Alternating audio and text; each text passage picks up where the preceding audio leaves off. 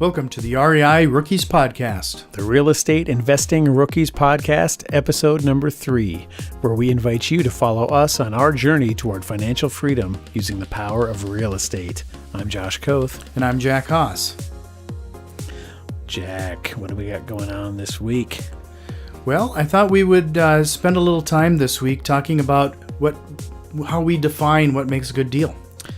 Yes, because one thing you'll come across in all your education pursuits of real estate is, all these different options of finding properties, how to find properties. You got people coming at you with referrals. You got, mail campaigns, bandit signs, all these other things, Craigslist. Well, how do you know if something is a good deal? If someone says, I'll sell you my house for $100,000, how do you know if you should say yes or no to that, or make a counter offer, or be excited because that's an amazing price? How do you even know? Right? Yeah, and when we calculate our numbers, we kind of come about it a little backwards in the fact that we will start at our rental price if we're going to buy and hold it. Mm-hmm. We want to make sure that the purchase price justifies the return, that monthly return. So we really see there's really 4 exit strategies for every property. And as such, we likely will calculate 4 numbers for each property just to make sure that we have everything covered. Yep. And just to, we're going to do an episode on each one of these strategies coming up here. But the first one is called wholesaling. So that's basically you find a property, get it under contract, and then you sell it to another investor, typically, or even somebody that wants to live in it for a kind of a finder's fee. The second one is called a quick flip. That's where you find a property and then sell it again without doing anything to it. You just got it cheap enough where there was a spread there. And fix and flip, or rehabbing or flipping, that's where you purchase a property, actually do a rehab to it, and then sell it on the open market, retail market as we call it. And the fourth one is buy and hold. That's where you purchase a property and it may or may not need a rehab, but your strategy is to hold on to it long term and collect that rental income. So we're going to do an episode on each one of those strategies, but that's basically our main 4. And what the key is to making all 4 of those work, the magic bullet that will make all 4, any one of those 4 work? Tell me, Jack. Buying it at the right price. Yes, buying it cheap, because if you do that, all things are possible. There's that saying in real estate, you make your money when you buy, right? And that's definitely the truth, especially in any of these categories. Yep. Because no matter how gold-plated you make every fixture and, the best upgrades possible, if your house is in a certain neighborhood, it's only going to bring a certain amount of value. You can only push that to a certain limit. So once you know that upper cap, if on the retail market, for instance, if you're going to sell to an end buyer that's going to live in it, that neighborhood will only support a certain amount of house, a certain price. So that's where you have to start. So basically all things are possible if you buy it cheap enough. That's what you have to know. But how do you know what is cheap enough? So basically you start with the starting price or what it'll rent for if you're going to buy and hold, and work backwards from there. And we'll go into all these strategies and how each one has what is an acceptable ROI in our minds, anyways, in our market, for each one of those strategies. But basically what you want to do is exceed all other areas and strategies that you could do with your money. Let's say you had your money in a 401k in the stock market, etc. Well, what's a good ROI there? What's a guaranteed type of ROI? 4, 5, 6%, something like that. Has that been your experience, Jack? Yeah, well, if I was lucky. Right. But I think what's really important to note is that we shouldn't get caught up on the asking price. We have a lot of luck actually in our market to even find some of these properties through the MLS. Mm-hmm. And we generally ignore the asking price. Yes. The asking price for us is merely a suggestion. we look at what other properties in the area have sold for currently and in what condition those were in, and if they had similar, comps as they call it, if they comparables. And we start there, and what they're asking is irrelevant, because if you walk into a place and it needs a ton of upgrades, well, that asking price, you got to knock those upgrades right off the top, right? Yeah, and we're going to get into a lot more detail regarding how we do quick calculations on a lot of these things. Mm-hmm. When we go and look at a property too, we don't spend a ton of time in each one. No. And we have a fairly strong idea of what it's going to cost to rehab those properties. Yep, and there's all kinds of quick little rules of thumb and formulas you can use to guesstimate things. But the main thing is, once you walk through a ton of properties, you'll get just much better and quicker at figuring those numbers. So basically, as far as ROI goes, you want to figure out, okay, every dollar that I'm putting into this project, what is it going to bring me back? Right, and in buy and hold, that's a cash on cash ROI. That's something you figure. In wholesaling, okay, it's a quicker option. How much time does it take to do the wholesale? What am I going to get? What's my finder's fee? What's my wholesaling fee? It might be, it might take 30 days if you make $5,000. Okay, is that an acceptable time to generate that type of money? In the quick flip or fix and flip scenarios, how long did those flips take? From the time you were started looking for them till the time you get the check at the closing table? What's an acceptable amount of income for that time? So that's all things you have to figure out. And there's some kind of industry standard numbers and some local market, standards we can talk about as we dive into each one of those strategies in upcoming episodes. But that's all things you have to really keep in mind, because as an example, would it be a good use of your time if it took you, 10,000 hours to find one property and flip it for $1,000 profit, or wholesale it for $1,000? No, that wouldn't be a great use of your time. It wouldn't be a good return on your investment. So you have to really understand what your numbers are and what's an acceptable deal to you. So when you start to go out and find these deals, you can analyze them quickly and determine and filter out the ones that aren't, and move on and spend the time on the ones that will be. I think what you're going to find too is that we do have a lot of focus on the value of our time. So we will be placing a lot of a dollar amount, if you will, a return on that investment. Mm-hmm. Our time is as much value as the money we put into a deal. Yep, exactly. And when you're doing rehabs, especially, you'll find, especially if you're a do-it-yourselfer, a lot of people won't figure in their own time installing things, painting, doing the rehab, and that's crucial. You have to account for that time, because that's, if you would have had to hire that out, that's money you would have had to have paid, and it's time you could have spent doing other things. So you have to account for that time. So whenever we do a rehab, we always account for our hours and pay ourselves a nominal wage, just to at least track the true cost of what that rehab was. And we'll get into that when we talk about fixing and flipping. So, do we want to just jump into like some personal experiences here now, that what's going on in our market and what we're dealing with? You betcha. And I know you're looking forward to this part, right, Josh? You have an interesting situation or two.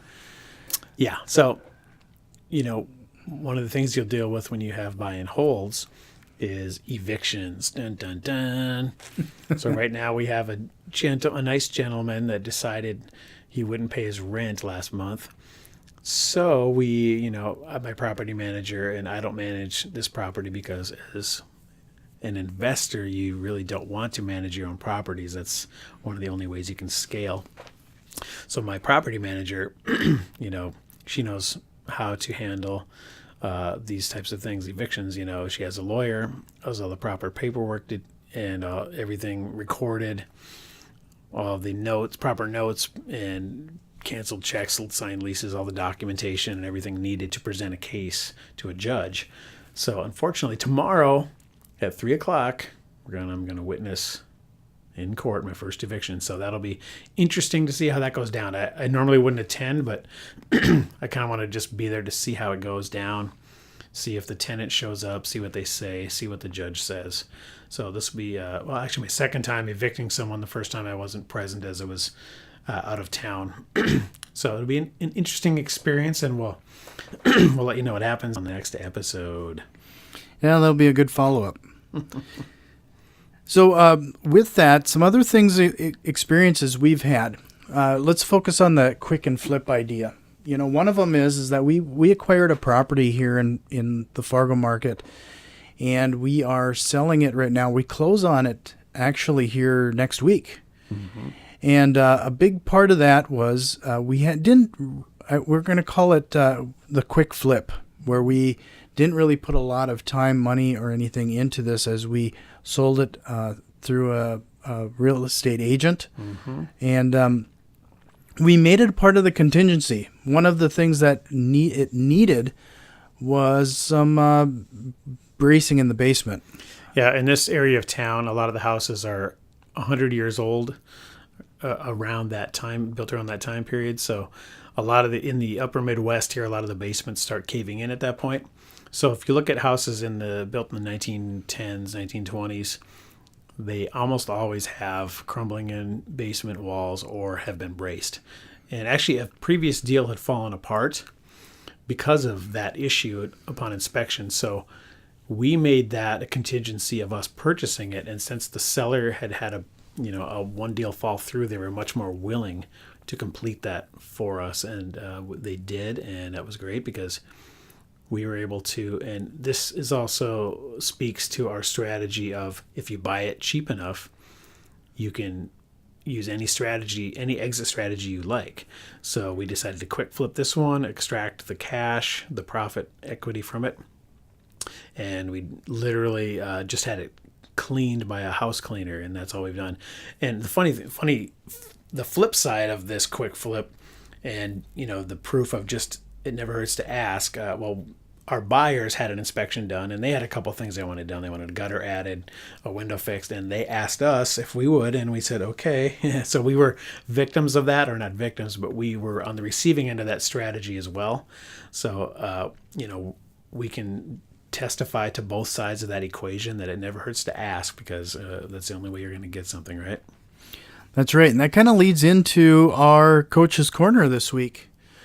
We really are starting to believe in this, the Aladdin theory. Isn't that the book that you read? Yeah. For Coach's Corner this week, the book I wanted to recommend is called The Aladdin Factor: How to Ask for and Get Everything You Want by Jack Canfield. And this is it's great in audiobook form. He reads it as a very expressive voice. And it's really just all about, achieving personal happiness, creative fulfillment, professional success, freedom from fear. And anything is possible if you dare to ask. And he gives lots of stories and examples of this. And you'll find that if you just ask for something that you like, worst case scenario is you get turned down, right? Well, best case scenario is you receive what you asked for. So if you just start asking more often, you'll receive what you'd like more often than not, typically. And Jack, you had a good story about how you put this into practice recently with, was it a cable provider? Well, are you referring to the Echo? Oh yeah, with Amazon. Yep, yeah, exactly. So we have one of those Amazon Echoes, and it died not just recently, and it's out of warranty. So when I called in on that, of course they were nice enough to offer me a discount, but frankly it was only going to be like $20. Those things are about $180 now. But when I just simply asked if there was anything that the representative could do to help me out, in the end, make a long story short, I ended up with an Echo for $30. That's great, because if you were going to, technically, it was out of warranty, so they could have said, sorry, you just have to purchase a new one for $180, right? Yep. So effectively, you got a discount of $150, which is, 80% or something. Yep. By just asking repeatedly. And you didn't stop at level 1. He gave you a discount immediately. You asked, got 2 more levels of discount by being persistent. And, some people may not be comfortable with that. if it's for a friend or a personal acquaintance. But if you're talking to a call center representative, you may have more comfort level just asking, because what are they going to do? Be mad at you? Yeah, and I think I saw this as kind of a learning experience. I'm really forcing myself lately to ask more. Yep. Because as like you said, what damage does it really do other than I'm still in the same situation as I was before? Yep. Never hurts to ask. And that really can be reflected in negotiations, right? When you're trying to acquire properties and you're negotiating with a seller, always ask for a discount, because why not? The worst they can do is say no, and then if you decide the property is still a good deal, you can still say, okay, I'll accept your original price or my last offer, or whatever price you had originally agreed upon. But it never hurts to always ask. I would never pay the asking price on a property unless there was multiple offers and you're a bidding war or something like that. But if it's just you and the seller, or if you're talking to an off-market seller, if somebody gives you a price, well, that's just a suggestion, right? We always offer lower than that. Even if we think their price is a fair price, a good deal, we may end up there, but we'll start lower than that. So that's just another thing to always put into practice. And I think people understand that when they're selling a house and they name a price, they know that's not going to be the final price. So that's kind of built in. So people are expecting to come down a little bit. So, well, that's going to probably conclude this episode of REI Rookies. You can find us on Twitter or send us any questions via Twitter at REI Rookies. And remember, get off the bench. And get into the game. Get out there. We'll see you next time.